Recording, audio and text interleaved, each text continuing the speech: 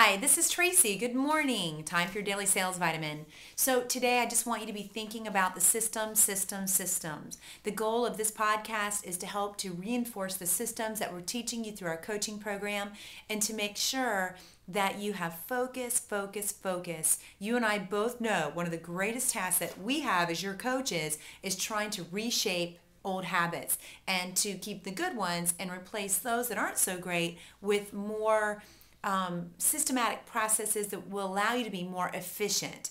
And in sales, whether we like it or not, success is really about having a systematic process that you follow on a consistent basis that guarantees you have the move-ins needed to drive occupancy and revenue. So as I say that, if you're watching this in the morning, again, I want to ask, have you done any outreach this morning? What about yesterday? How much have you done this week? If you've not been out doing outreach, trust me, you're going to miss move-ins you could have had. Outreach is by far one of the most crucial elements to filling your building. And I realize that most of you do not like outreach. And it's understandable because it's a whole different skill set than inside sales. But the fact is, unless you're getting an outreach coordinator to join your team, you are going to be responsible for outreach. And I say just dive in head first and learn to love it. And how do you start that process?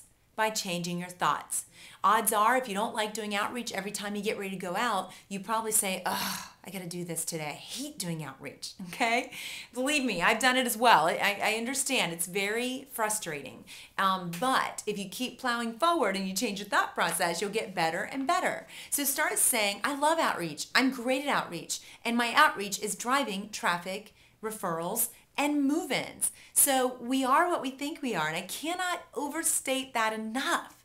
So the more you tell yourself you hate outreach, the worse it's going to get. So change those thoughts around and make sure you're getting to your top 10 referral sources each and every week, and they're getting to those 5 new sources that could potentially turn into really solid high-hanging fruit for you when it comes to referrals. And make sure that while you're there, you're going with purpose. You have a plan. You're updating your red referral notebook. You're working to build the relationship. Where did that person go this weekend? What did they do? How are their kids?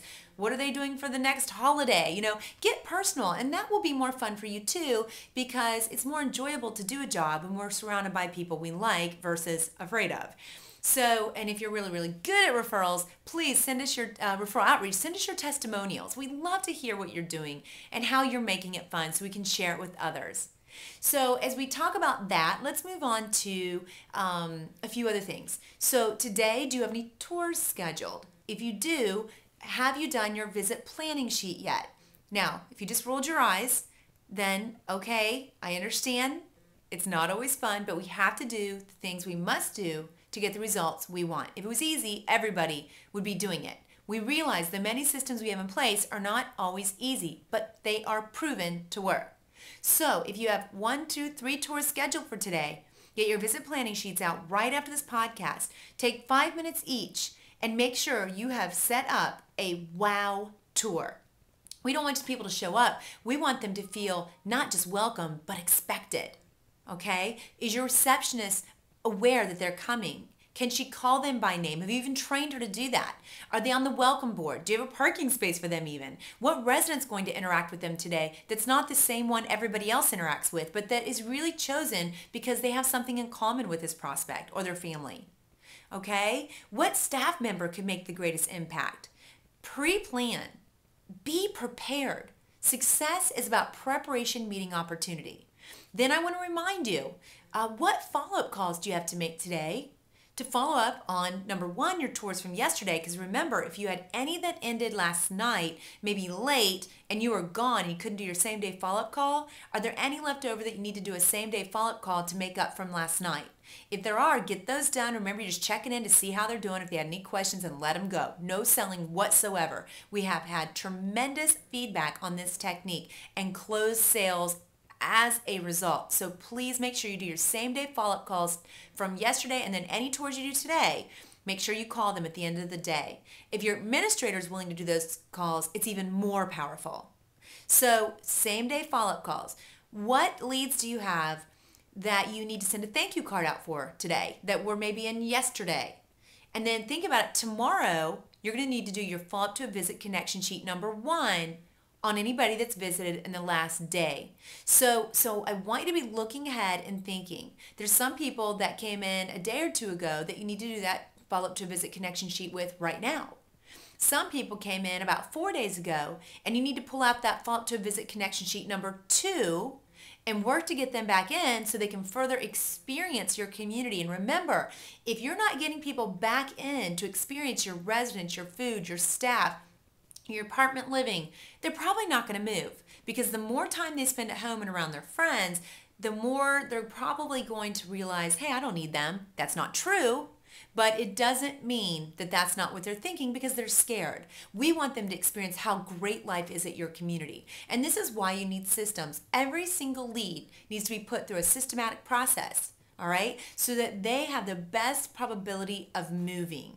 The inquiry connection sheet, the visit planning sheet, the same day follow-up call, the follow-up to a visit connection sheet number 1, which is after your handwritten thank you note, which I didn't mention.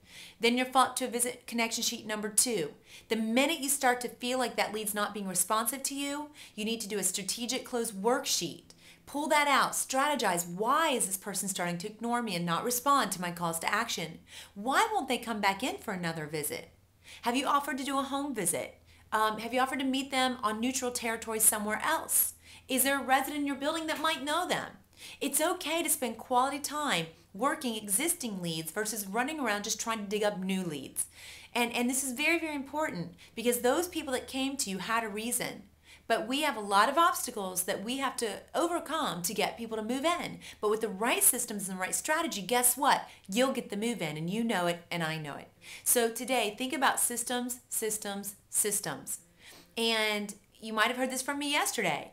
And I will continue to say this as I introduce new training strategy or reinforce particular training ideas, but I cannot stress how important it is to become a master of the build systems. They will work for you, combined with your talent, your experience, your history in this industry, your personal stories. You will literally be unstoppable. And you also have permanent job security, which is very important in this marketplace. So thanks, and I'll talk to you soon.